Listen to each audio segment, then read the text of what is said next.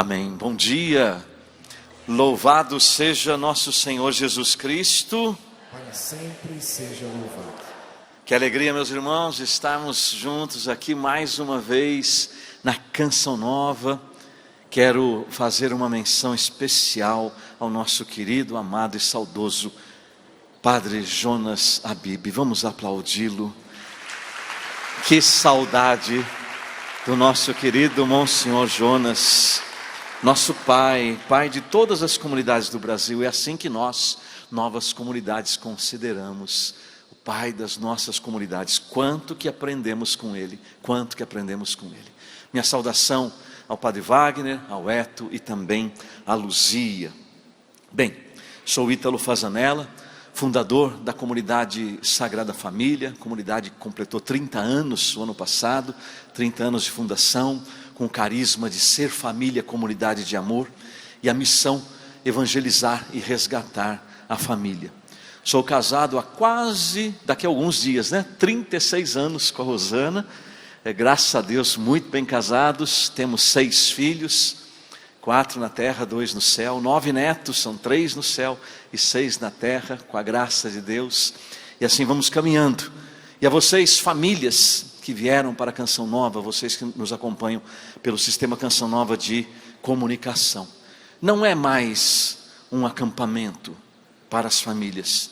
Para nós que estamos aqui, nós que estamos acompanhando, precisa ser o acampamento. Precisa ser o dia da graça de Deus, e essa é uma certeza que eu trago no coração. Esse acampamento já está sendo e vai ser uma grande bênção para a sua vida e para a sua família. Você vai experimentar neste ano, que o Papa já abriu, e as nossas dioceses também, o ano da esperança. É um ano, o Senhor colocou no meu coração uma palavra. Nós estamos no ano da esperança. Mas quantas notícias a gente tem recebido, estamos vivendo sim dramas, problemas mundiais, problemas de guerra, problemas econômicos, as previsões são as piores possíveis, e isso às vezes vai nos abatendo. Mas o Senhor disse assim: eu não sou o Deus das contradições. O que Simeão disse para Jesus quando José e Maria foram apresentar Jesus no templo? Este menino será motivo de contradição, queda e reerguimento. Ele será sinal de contradição. E ele diz que ele é que determina os tempos. Então, por isso que esse acampamento, logo no início do ano, já é uma grande bênção para nós. Esse acampamento também para mim marca, depois nós vamos falar um pouco mais sobre ele, o lançamento desse meu novo livro, Pais da Pequena Via, Santos Luís e Zélia Martã. Mostro aqui nessa câmera, aqui. Pais da Pequena Via já se encontra aqui nas lojas da Canção Nova, tá? Pais da Pequena Via, Santos Luís e Zélia Martã. Um trabalho inédito de estudo sobre a espiritualidade de Santa Teresinha. Ontem foi aniversário dela, 152 anos de nascimento. Amanhã 152 anos, dia 4 de janeiro, 152 anos do seu batismo. E este ano de 2025, 100 anos, na verdade, 100 anos da canonização de Santa Teresinha. Vou falar um pouco de Luís e Zélia aqui como exemplo para as nossas famílias. O meu tema hoje é rezar com a vida. É a oração da família, rezar com a vida. E nós vamos ver como rezavam os santos Luís e Zélia Martã, pais de Santa Teresinha. O ano passado, aqui mesmo no acampamento das famílias, eu trazia esta palavra. Eu quero retomar esta palavra de Mateus 21, 13, porque se encaixa perfeitamente no nosso tema hoje.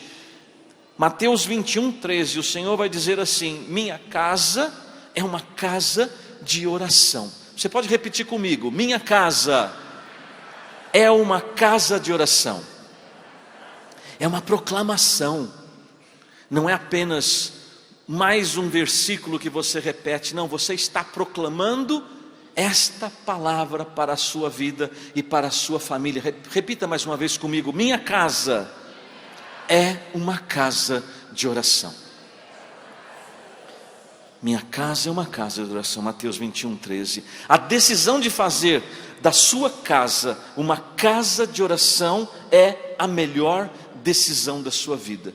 Por que é a melhor decisão da sua vida? Porque você está decidindo por Deus. Você está decidindo colocá-lo no centro da sua vida. Acabamos de cantar isto. Tu és o centro da minha vida. Quando eu proclamo, minha casa é casa de oração, eu estou dizendo que a minha casa, que a minha família é uma igreja doméstica, que a minha família é um santuário, santuário da presença de Deus.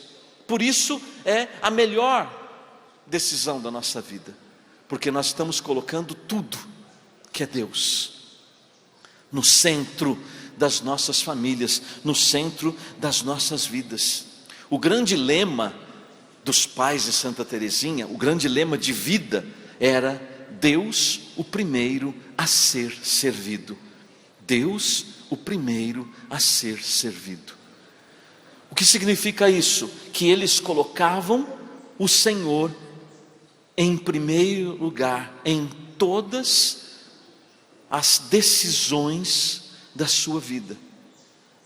E em cada passo, não somente quando eu preciso tomar uma decisão, vou por aqui, vou por ali, não. Mas em cada passo, em cada momento, em cada oração, em cada palavra, na educação das filhas, no relacionamento conjugal, na vida deles na igreja, a vida deles na sociedade, em tudo, a vida financeira, a vida afetiva, a vida sexual, Deus estava em primeiro lugar. E eles vêm nos ensinar isso hoje, para eu ter verdadeiramente uma vida de oração, para poder rezar com a vida, o Senhor precisa ser o centro e o primeiro a ser servido.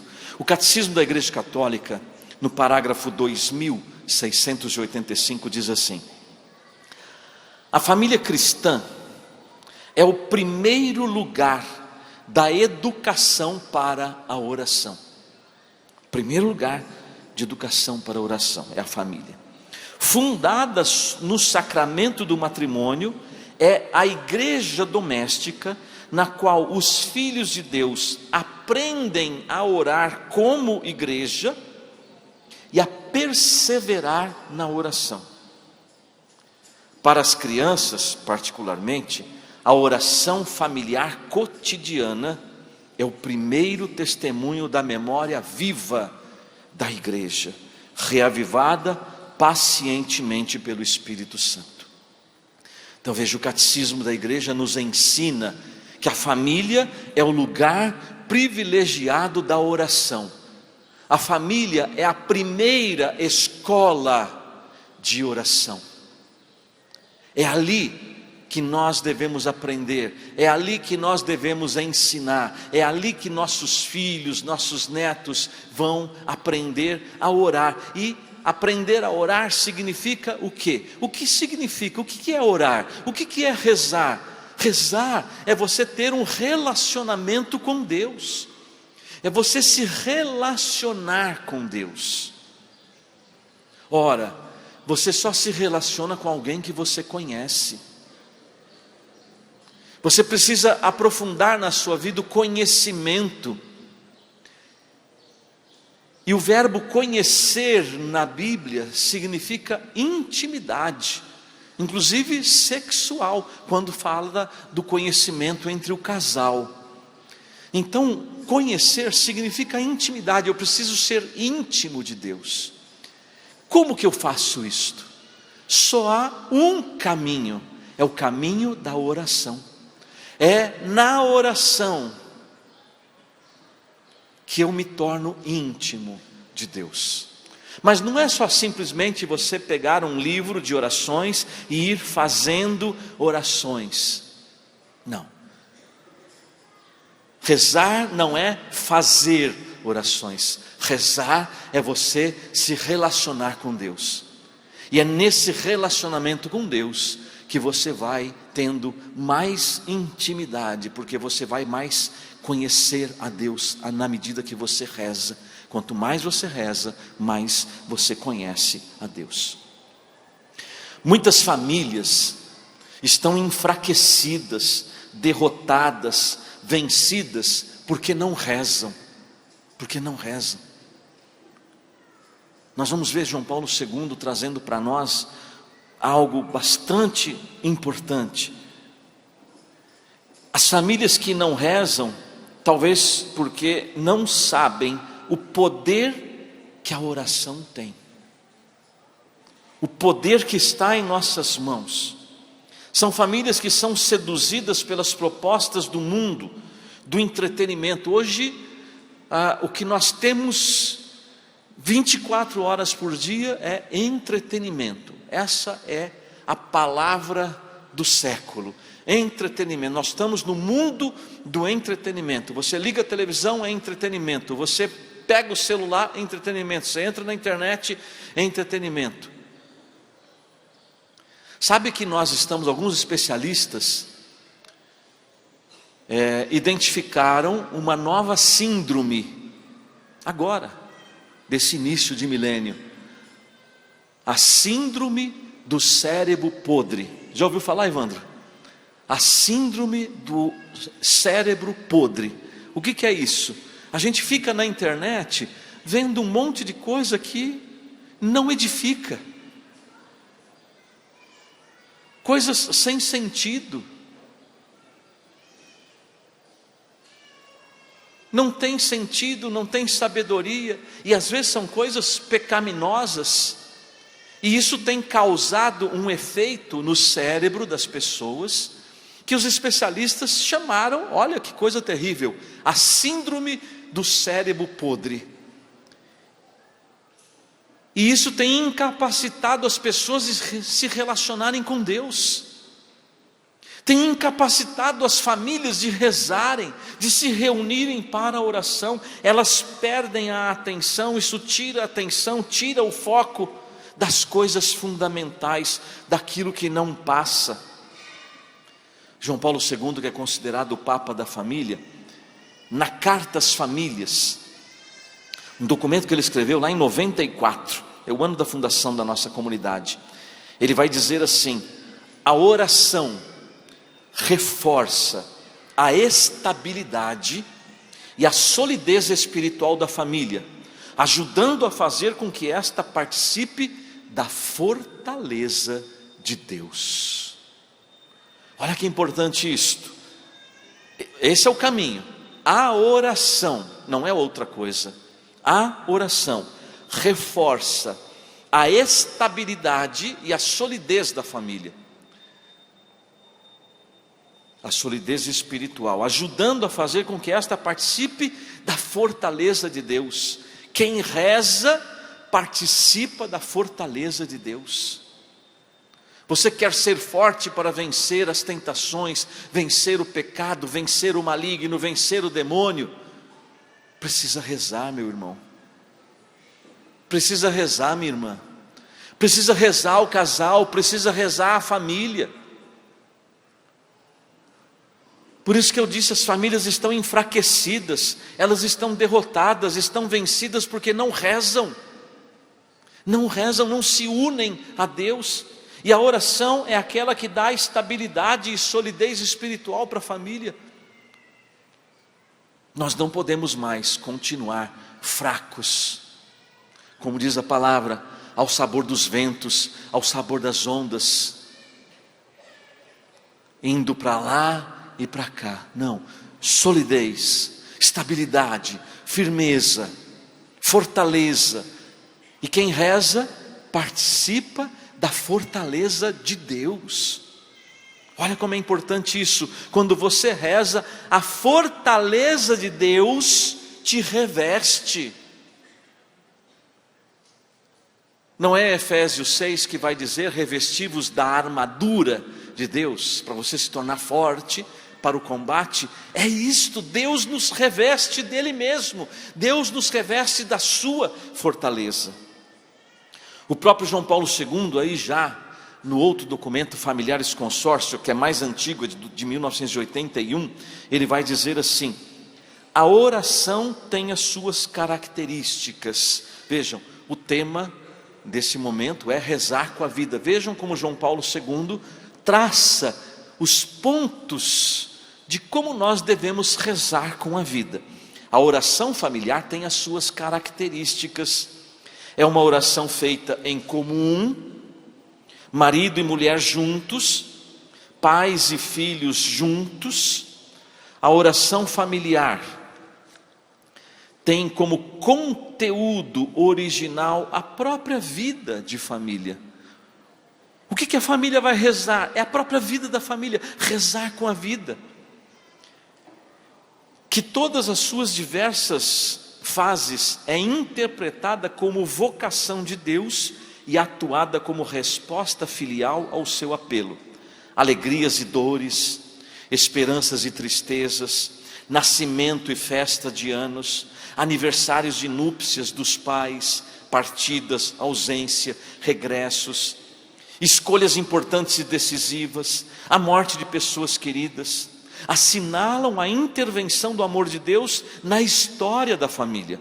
Assim como devem marcar um momento favorável para a ação de graças, para a impetração, que é a oração de pedidos, para o abandono confiante da família ao Pai comum que está nos céus. Olha quantos motivos nós temos para rezar em família. Alegrias, tristezas, dores, esperanças, tudo. Partidas, regressos, morte, nascimento, decisões, datas importantes, tudo precisa ser motivo da nossa oração. Esse é rezar com a vida. Essa é a família que reza com a vida. E nisso então nós colocamos toda a ação de graças, todo o louvor. O Márcio estava dizendo, 2 anos da partida do seu pai. Meu pai partiu há 3 meses, a minha mãe há 1 ano. Então dentro de 1 ano eu perdi pai e mãe. Mas desses últimos anos nós ganhamos 9 netos. Vejam como Deus é superabundante. Superabundante. Tem mais uma filha que casa este ano. Então Deus vai dando a sua graça, força para superar esses momentos de dor, de perda, mas em ação de graças, por aquele tempo que Deus permitiu vivermos com os nossos entes queridos. E a esperança que não engana, é o versículo que rege esse ano santo, o ano da esperança, Romanos 5:5, a esperança não engana. Em outra tradução vai dizer assim, a esperança não decepciona, porque a nossa esperança é colocada em Deus, e Deus não decepciona. E qual é a nossa maior esperança? Um dia chegarmos todos ao reino de Deus. Por isso, o que nos resta agora, quando perdemos nossos entes queridos? Ficar revoltados? Ficar apenas chorando a saudade? Entrar em depressão? Não, é rezar por eles, porque agora a alma deles precisa da nossa oração, para que eles cheguem no reino dos céus e nós também possamos ir encontrar com eles. Então tudo isso, meus queridos, é motivo de oração. Eu não sei o que rezar em família. Vejam, na família de Santa Teresinha, não se senta na mesa sem rezar, sem ação de graças, pelo dom do alimento, o dom da providência. Vai comer, agradece a Deus a providência, por aquela refeição, por aquele café da manhã, por aquele almoço, por aquela janta, por aquilo que você tem na sua mesa. É assim, e você vai então colocando, diante de todos esses motivos, a presença de Deus. Vejam, Deus vai sendo o centro, Deus vai sendo o primeiro, em cada ação, em cada minuto, em cada momento, daquilo que você vive, no seu dia a dia. O próprio João Paulo II, na Familiares Consórcio, ele continua assim, em virtude da sua dignidade, e sua missão, os pais cristãos têm o dever específico de educar os filhos para a oração. Olha que importante isto. Nós como pais temos o dever específico de educar os filhos para a oração. É o principal dever dos pais, educar os filhos para a oração. Nós estamos cumprindo esta missão? Os pais cristãos estão cumprindo essa missão? Nós prometemos isso no matrimônio. Vamos renovar daqui a alguns dias, dia 21 de janeiro, 36 anos. Esse ano 40 anos de namoro, né, amor? 40 anos de namoro. Você comemora o seu namoro? Você lembra da data que você começou a namorar? 40 anos para nós, para mim e para a Rosana. Fomos construindo, nós tínhamos um desejo. Com a graça de Deus, nós fizemos o nosso seminário de vida, nossa experiência de oração juntos. Um mês depois do batismo no Espírito Santo, esse ano vai fazer 40 anos que fomos batizados no Espírito Santo, nós começamos a namorar. E graças a Deus nosso namoro foi regado de oração. Nós rezávamos, sempre que estávamos juntos rezávamos. Construímos o nosso namoro, porque o nosso desejo comum no namoro e no noivado era construir uma família em Deus. Construir uma família em Deus. E graças a Deus conseguimos isto. Deus tem sido fiel na nossa família. Educar os filhos para a oração, de os introduzir na descoberta progressiva do mistério de Deus e no colóquio pessoal com Ele. É sobretudo na família cristã, ornada da graça e do dever do sacramento do matrimônio, que devem ser ensinados os filhos, desde os primeiros anos. Segundo a fé recebida no batismo, a conhecer e a adorar a Deus e amar ao próximo. Vejam, a educação para a oração dos filhos precisa levar ao conhecimento de Deus, à adoração de Deus e ao amor aos irmãos. Tem objetivo essa educação específica na família. Continua o Papa da Família: elemento fundamental e insubstituível da educação para a oração é o exemplo concreto, o testemunho vivo dos pais. Só rezando em conjunto com os filhos, o pai e a mãe, enquanto cumprem o próprio sacerdócio real, entram na profundidade do coração dos filhos, deixando marcas que os acontecimentos futuros da vida não conseguirão fazer desaparecer. Vejam, dois elementos fundamentais: o testemunho de vida. O melhor caminho da educação dos filhos é o testemunho de vida. Filho, não fume, não beba porque faz mal. Mas se o pai e a mãe fuma e bebe, que exemplo que está dando? Não adianta nem falar. Filho, não fale palavrão. Palavrão é invocação do demônio, não sei se você sabe disso. Tem demônios que o nome dele é palavrão. E nós testemunhamos lá no início da nossa caminhada um exorcismo em uma pessoa que ficava possuída. Arrancava a roupa na frente do Santíssimo e dá-lhe oração em cima daquela pessoa. Naqueles inícios da renovação, todo mundo rezava por cura, por libertação, por exorcismo. Hoje a igreja já tem todas as suas orientações para isso, né? Mas isso tem quase 40 anos. E aí uma pessoa naquele momento perguntava: por que você vai embora? Para o demônio, né? Ali aquela pessoa, uma mulher magrinha, franzina, que 4 homens não conseguiam segurar ela. Por que você vai embora e você volta? Aí essa entidade, esse demônio dentro dela disse assim: o meu nome é palavrão. Sempre que eu vou embora, depois ela me invoca e eu volto.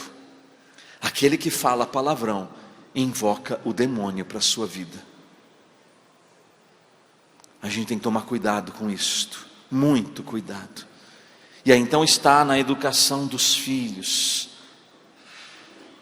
Ensinar os filhos é o testemunho. Esse é um ponto fundamental, o testemunho. E depois outro, rezar junto. Rezar junto. Meu filho, reza. Meu filho, vai à missa. Meu filho, não.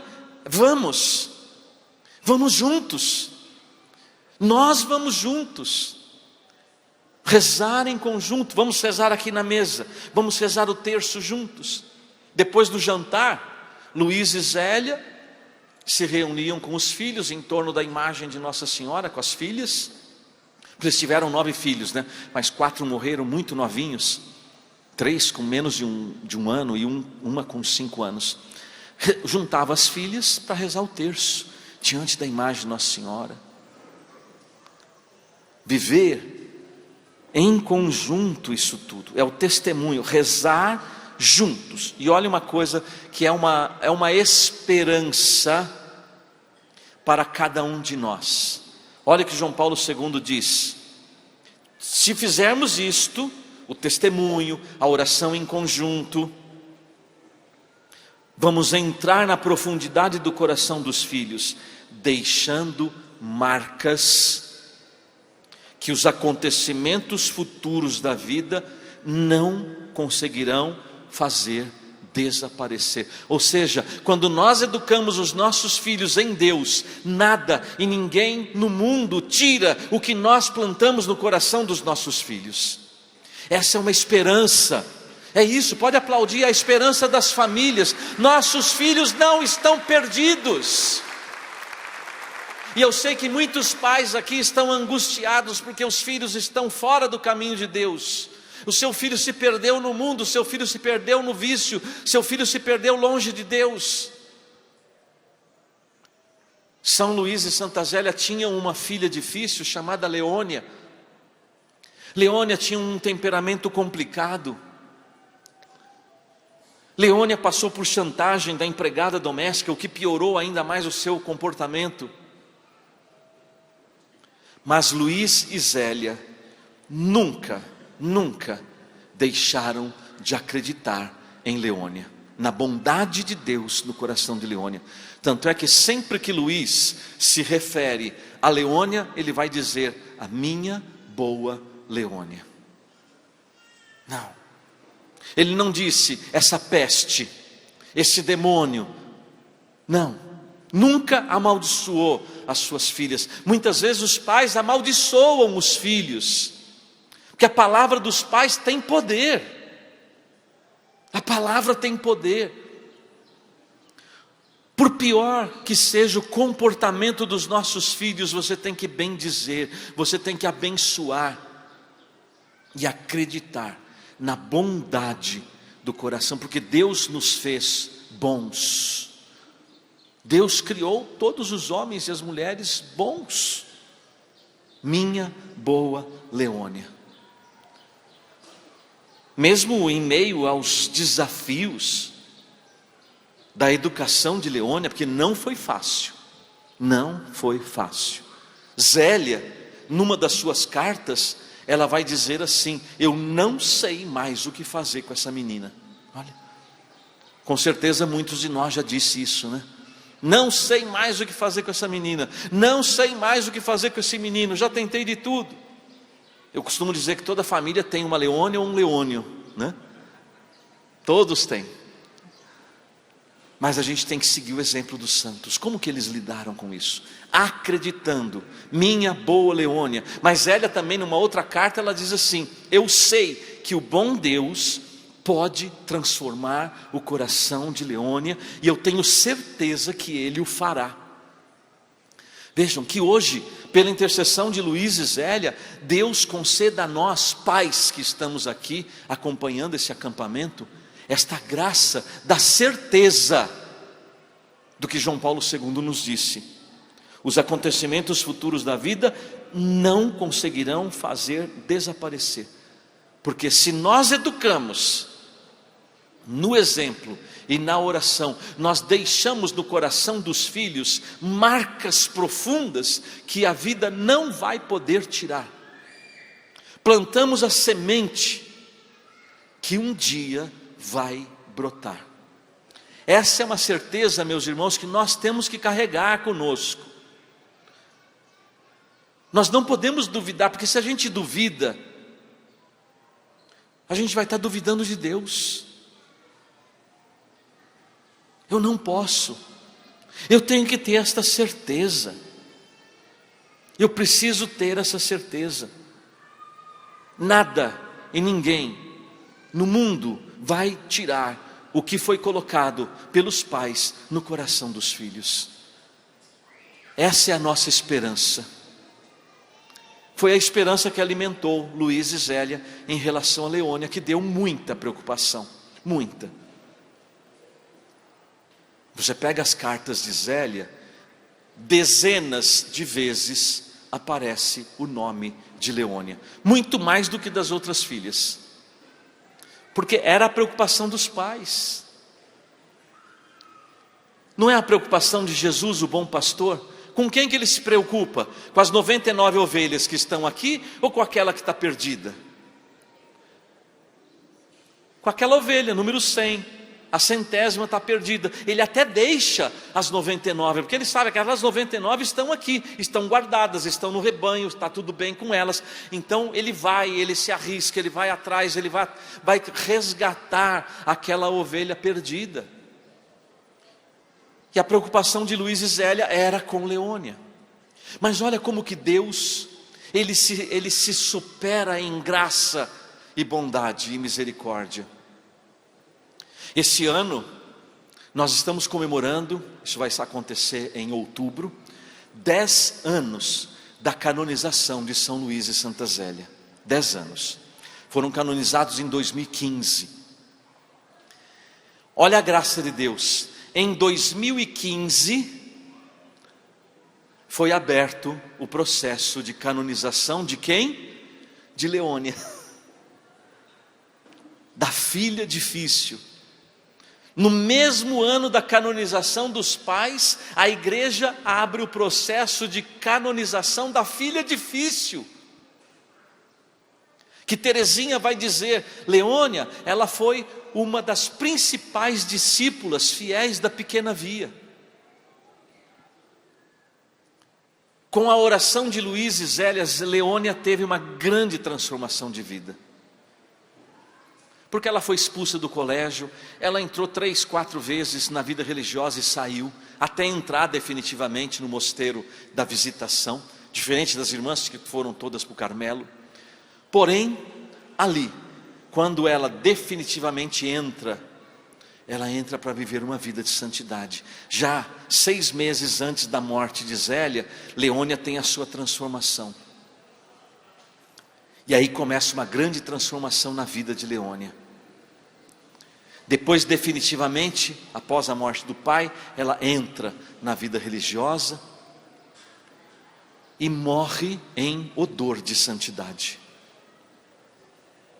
Aí, em 2015, é aberto o processo de Leônia, e a igreja, quando abre um processo de canonização, ela vai no túmulo do candidato a santo, abre o túmulo, e para surpresa de todos, o corpo de Leônia intacto. A única da família, nem os pais, Luiz e Zélia, nem a irmã Santa Teresinha, nem as outras irmãs Maria, Paulina e Celina, têm o corpo incorrupto. Somente Leônia. Será que isso não é um sinal de Deus para nós? É um sinal de esperança de Deus para nós, pais cristãos, num mundo que está atacando tanto as famílias com todas as suas ideologias. Sexualização precoce, ideologia de gênero e tantas coisas que têm atacado as crianças. Na sua mais tenra idade, quantos desafios nós temos na educação dos filhos hoje, quantas propostas o mundo tem para eles, e muitas vezes a nossa proposta não interessa para os nossos filhos, mas o que vai arrastá-los para Deus vai ser o meu e o seu testemunho. É isso que vai arrastar os nossos filhos para Deus. E foi o que arrastou Leônia para Deus. Para mim, o corpo dela estar intacto, incorrupto, é um sinal da misericórdia de Deus. Deus está dizendo: está aqui o que eu fiz com aquela que era considerada a filha difícil. Ele poderia ter preservado o corpo de Santa Teresinha, a maior santa dos tempos modernos, proclamou São Pio X. Mas não, nem Santa Teresinha, nem os seus pais, mas Leônia tem o seu corpo preservado. É sinal de Deus, sinal da graça de Deus. Rezar com a vida, como que Luís e Zélia rezavam? Missa diária, 5:30 da manhã, todos os dias. O alimento da Eucaristia, a missa. A maior ação de graças e de louvor e de adoração a Deus é a missa. E todos os dias, 5:30 da manhã, estavam lá. Missa dominical era prioridade da semana. É o dia, domingo é o dia do Senhor. Como já disse, nas refeições, a oração de bênção, de ação de graças. O terço após o jantar, as novenas, a oração do casal, depois que eles colocavam as crianças para dormir, e eram muitas crianças ali naquela família, ainda Luís e Zélia tiravam um tempinho para rezar juntos, talvez para avaliar o dia, para pedir perdão, para colocar diante de Deus as intenções do dia seguinte.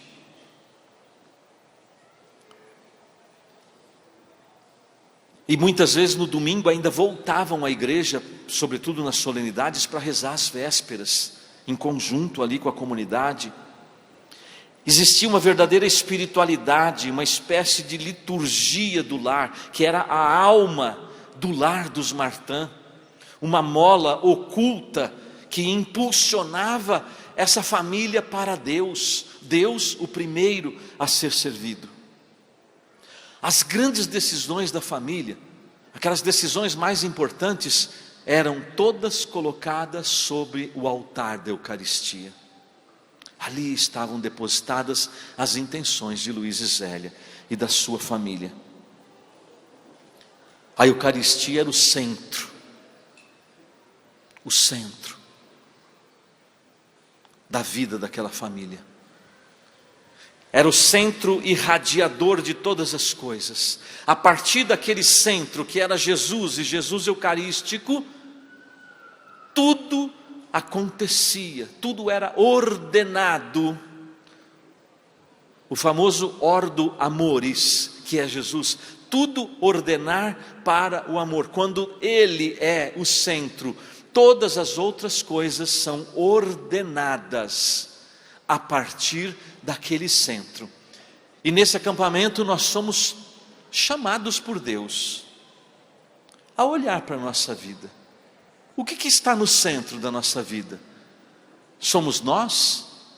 É um, é o outro? São os filhos que estão no centro? É o dinheiro? É a sede de poder? São os projetos do carro novo, da casa nova ou do emprego novo? O que está no centro das nossas vidas? Porque aquilo que nós colocarmos no centro das nossas vidas é o que vai comandar as nossas vidas. O vício está no centro, o pecado está no centro, é Ele que será o Senhor das nossas vidas. E nesse acampamento nós somos chamados por Deus a colocar Ele, assim como os pais de Teresinha fizeram. Deus, o primeiro a ser servido. Se é o primeiro, é porque Ele está no centro da vida deles, e tudo na vida deles gira em torno desse centro que é Deus. O exemplo, o testemunho, Teresinha diz sobre Luís, o seu pai. Ela era apaixonada por Luís, né? Zélia morre muito cedo, né? Com quase 46 anos, com câncer de mama. Teresinha tinha apenas 4 anos e meio, mas ela tem memória dessas épocas. E ela conviveu mais tempo com seu pai, até os 14 anos, quando entra no Carmelo, 14, 15 anos já completos, e morre com 24. Teresinha vai dizer assim: bastava olhá-lo para saber como rezam os santos. Que bonito isso, né?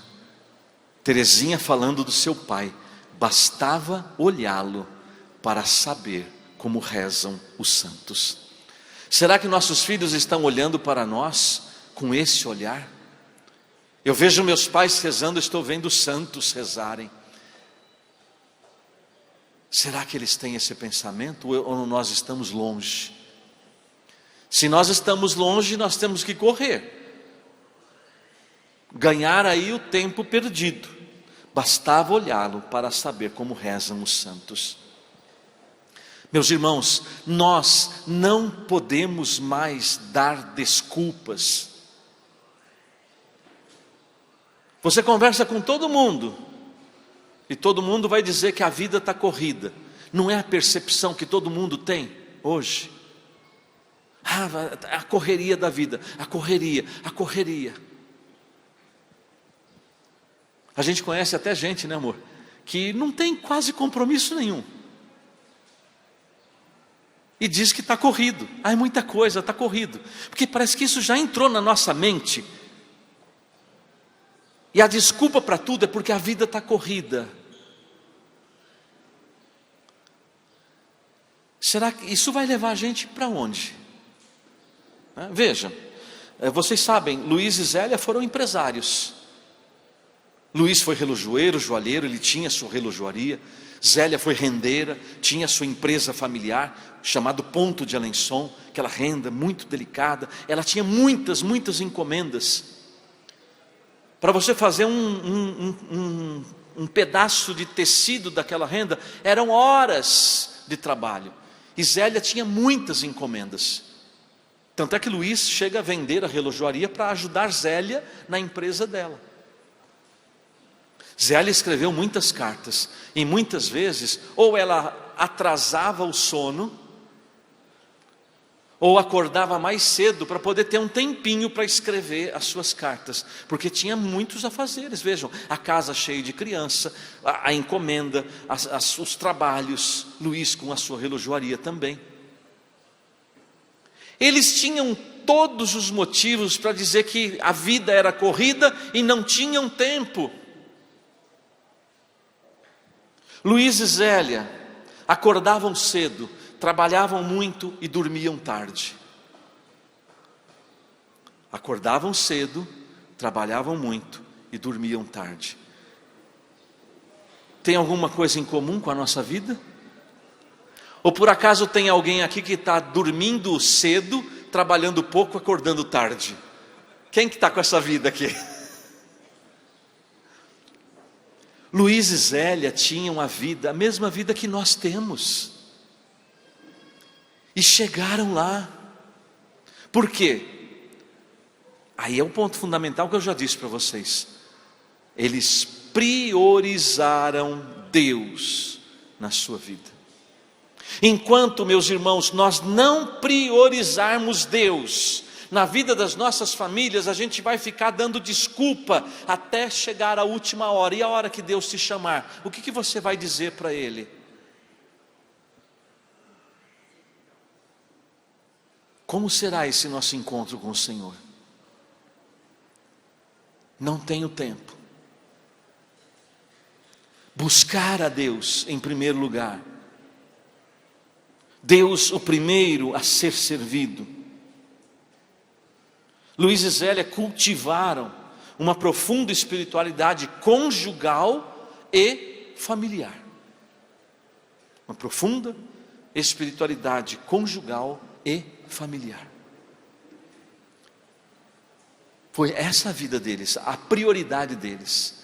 Então havia uma vida de oração do casal e havia uma vida de oração na família, um relacionamento com Deus. Ali verdadeiramente existia uma igreja doméstica.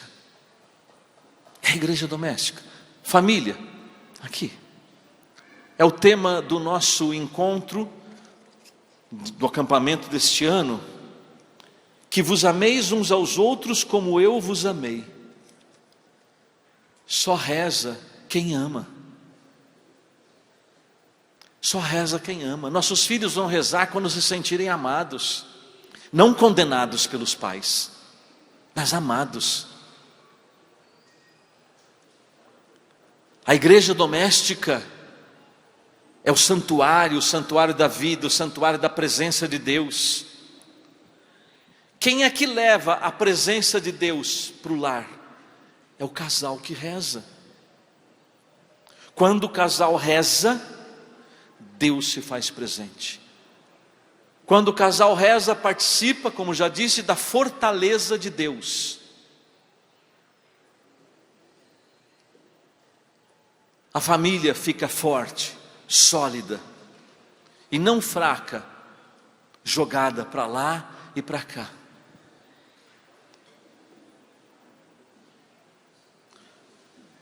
Quantos de nós, conversávamos sobre isso agora há pouco, né, Evandro? Quantos de nós, nas nossas famílias, nessas festas de final de ano, se sente um peixe fora d'água? Por isso muitos vêm para a virada aqui na Canção Nova. Quantos se sentem um peixe fora d'água? Os assuntos, os programas de televisão, quanta coisa fútil, inútil e imoral. E imoral. A maior televisão do país, a gente espera que um dia seja a Canção Nova, né? Mas a maior TV do país só passou imoralidade. Imoralidade. Quem assiste essa tal TV, não quero dizer o nome, que não dá problema para o jurídico da Canção Nova, deveria se confessar. Quem ainda tem coragem de ligar a televisão naquele canal, devia se confessar. Porque eles só derramam, aquilo ali é uma rede esgoto, que só derrama imoralidades nas famílias. Quando eles chegaram isso é uma pesquisa antiga, quando eles chegaram em Portugal, com as tais novelas, a partir dali, o número de divórcios aumentou em Portugal. A partir do momento em que as novelas dessa TV começaram a passar em Portugal, o número de divórcios aumentou. Então o que nós estamos fazendo com as nossas famílias? A nós, pais, foi dada as rédeas, e nós, pelo sacramento do matrimônio, é que conduzimos as nossas famílias. Para onde nós estamos levando as nossas famílias? Para onde? Eu quero encerrar aqui, para dar tempo de uma música, Márcio, para a gente clamar o Espírito Santo pelas famílias. Meus irmãos, sem o Espírito Santo, não há vida de oração, não há vida em Deus, não há santidade e não há salvação, porque o Espírito Santo é aquele que opera a santidade, e sem santidade ninguém vê a Deus, vai dizer Hebreus 14, 12, ou melhor, 12, 14. Sem santidade ninguém vê a Deus, e sem o Espírito Santo não há santidade. Nós precisamos do Espírito Santo. Nós precisamos do Espírito Santo. Aliás, eu quero também já aproveitar e anunciar aqui que ainda este mês de janeiro vai ser lançado pela editora Canção Nova, ou relançado, um livro meu chamado Famílias Renovadas pelo Poder do Espírito Santo. Um livro que tem o objetivo de levar as famílias à efusão do Espírito Santo e à vida de santidade. Ainda até o final do mês você vai encontrar esse livro nas lojas da Canção Nova. Famílias renovadas pelo poder do Espírito Santo. Eu encerro com esta passagem de João Paulo II, lá da Carta às Famílias. E ele vai dizer assim: na solene bênção nupcial, durante o rito do matrimônio, o celebrante invoca deste modo o Senhor, e funde sobre eles, os recém-casados, a graça do Espírito Santo. a fim de que, em virtude do teu amor derramado nos seus corações, perseverem fiéis na aliança conjugal. Vejam, perseverar fiéis na aliança conjugal depende do Espírito Santo. A fidelidade nossa no matrimônio, nós precisamos do Espírito Santo. Aí diz João Paulo II, é desta efusão do Espírito Santo que emana a força interior das famílias, bem como o poder de as unificar no amor e na verdade. Vai ficando em pé para nós cantarmos e rezarmos. É desta efusão do Espírito Santo que emana a força interior das famílias. Famílias em pé, famílias fortes, famílias sólidas dependem desta graça da efusão do Espírito Santo. Cantemos, invocando esta efusão do Espírito Santo sobre nós, essa presença do Espírito Santo sobre os matrimônios, sobre as famílias, sobre os nossos filhos, que levantemos no Brasil todo famílias fortes para salvar a nossa nação. E do Brasil para o mundo, como profetizou o Monsenhor Jonas Abib, o Brasil será um celeiro espiritual para a humanidade. Vem, Espírito Santo, vem, encha-nos, Senhor. Ergue o teu braço e pede, vem, Espírito Santo.